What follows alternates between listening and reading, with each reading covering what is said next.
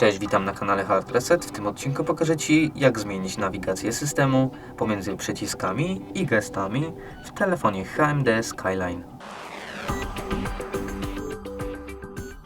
Na początku przechodzimy do ustawień, a następnie zjeżdżamy w dół do zakładki System. Teraz przechodzimy do opcji Gesty, a następnie tryb nawigacji. Tutaj możemy zmienić tryb nawigacji na nawigację przy użyciu gestów lub na nawigację przy użyciu 3 przycisków.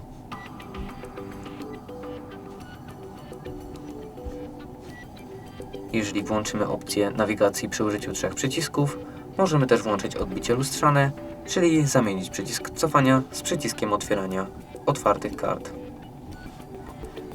Jeżeli wideo było dla Ciebie pomocne, zostaw łapkę w górę oraz subskrypcję. Z mojej strony to tyle. Ja się żegnam. Cześć.